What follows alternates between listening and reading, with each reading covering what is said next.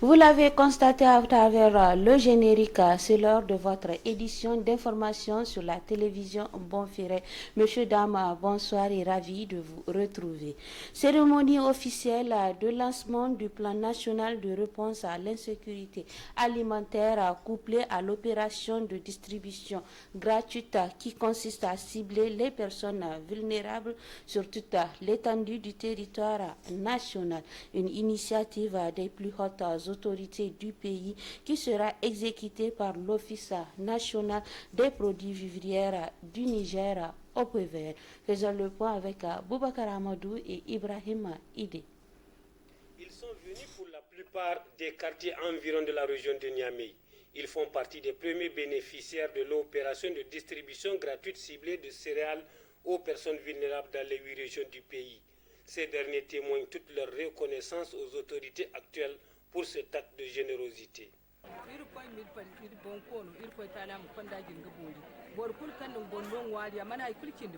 Nous remercions sincèrement le président et le gouvernement.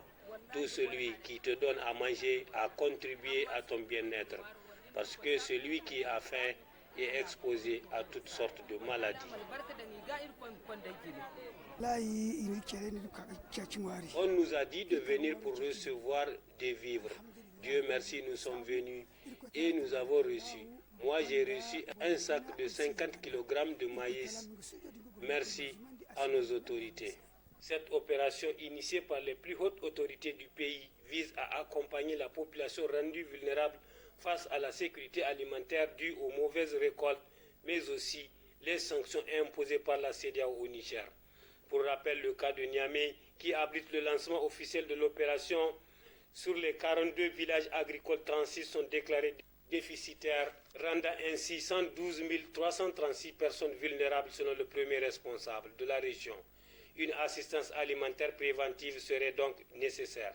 À ces personnes vulnérables, il faut ajouter 6 853 personnes déplacées internes et 14 ménages victimes d'inondations.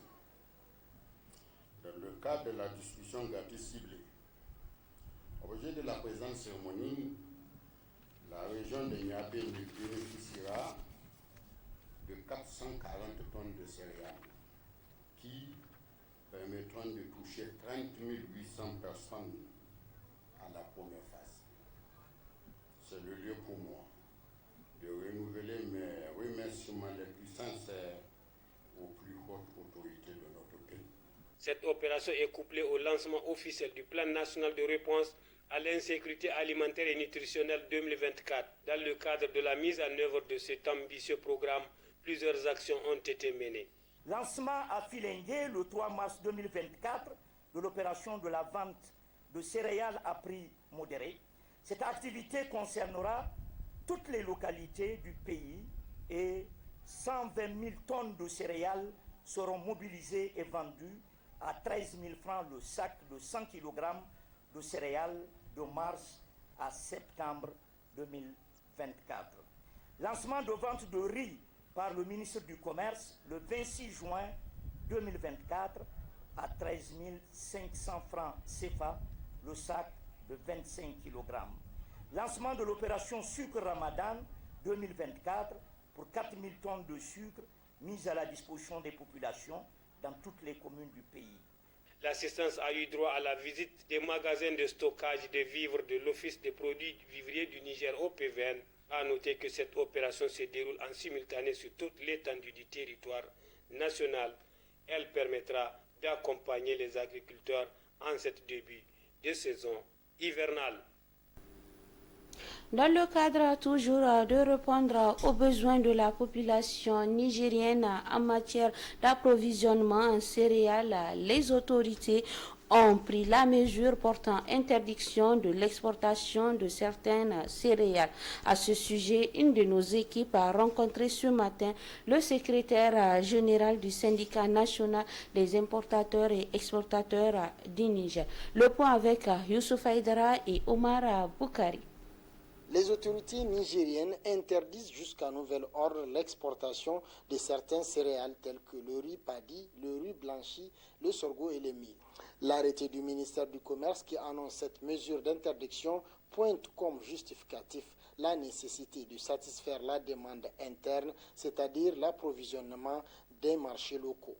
Pour le président du syndicat des importateurs et exportateurs du Niger, El Hadj Yacoubou Maradi, l'initiative est salutaire, car plusieurs quantités de la production locale quittent le pays après les récoltes. Si vous prenez le cas en fait, du mil, des céréales par exemple, telles que le mil, le maïs, le sorgho, ça, en réalité, c'est des échanges, des inter-échanges qu'il y a entre les États.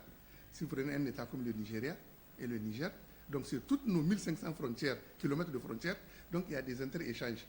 Et l'échange le plus souvent, après la récolte, donc il est plus intense du Niger vers le Nigeria que du Nigeria vers le Niger. Et à des prix, des petits prix quoi. Vous voyez?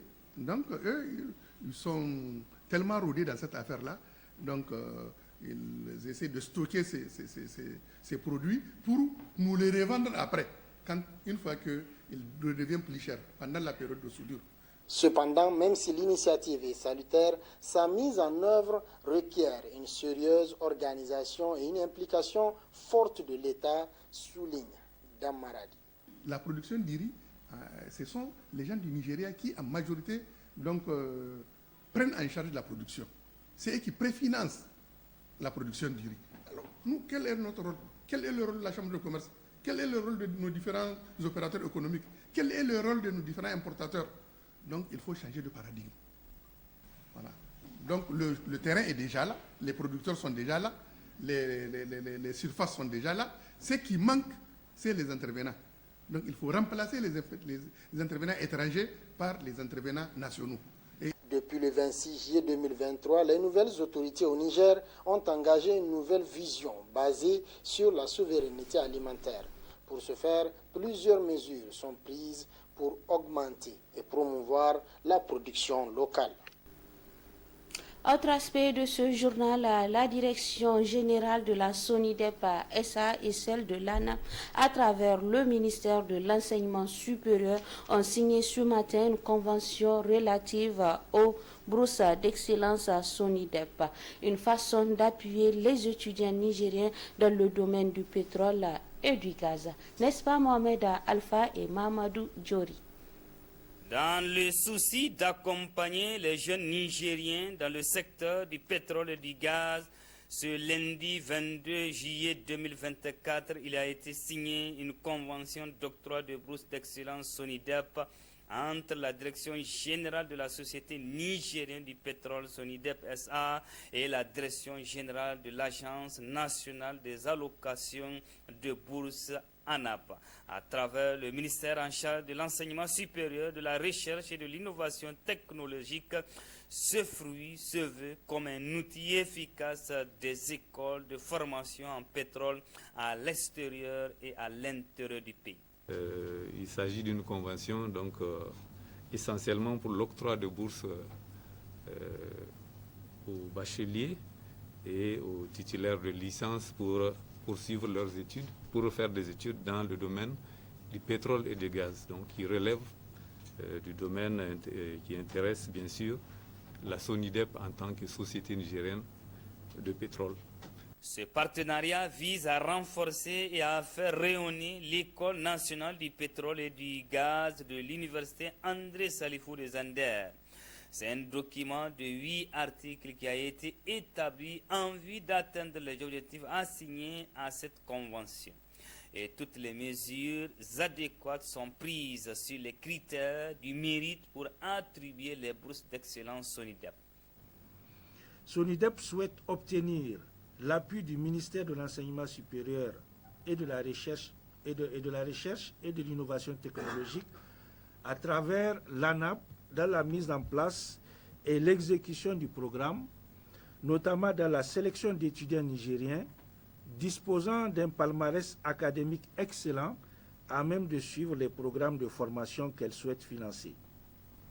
Le ministère de l'Enseignement supérieur et de la Recherche et de l'Innovation technologique, à travers l'Agence nigérienne des allocations et des bourses, dispose de l'outil adéquat, des ressources et du personnel expérimenté pour mener à bien la sélection des étudiants nigériens pouvant bénéficier du programme de formation que Sonidep SA se propose de financer selon les termes et les conditions énoncés dans le présent accord.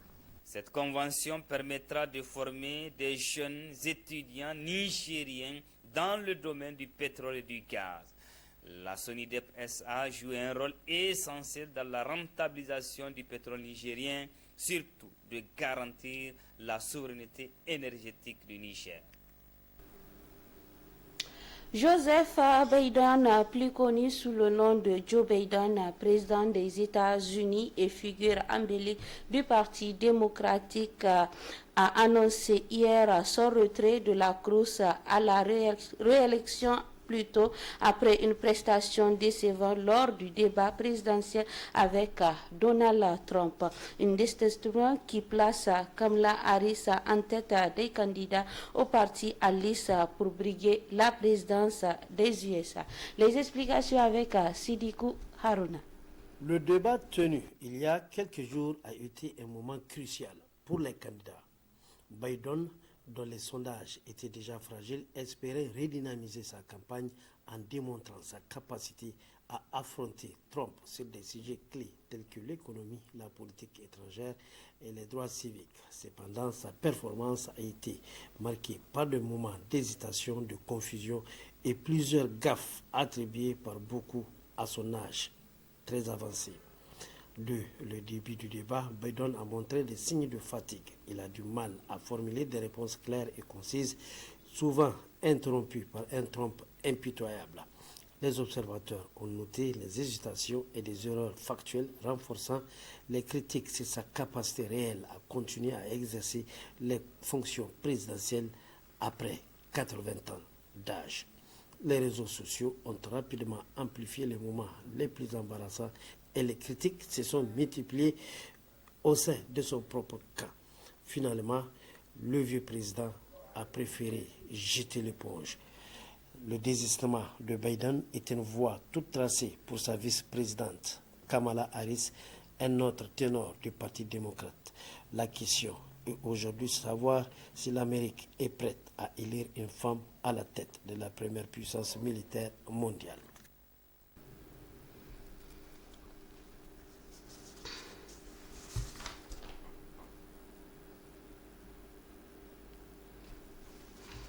Voilà, messieurs, dames, c'est la fin de votre édition d'information sur la télévision Bonferré.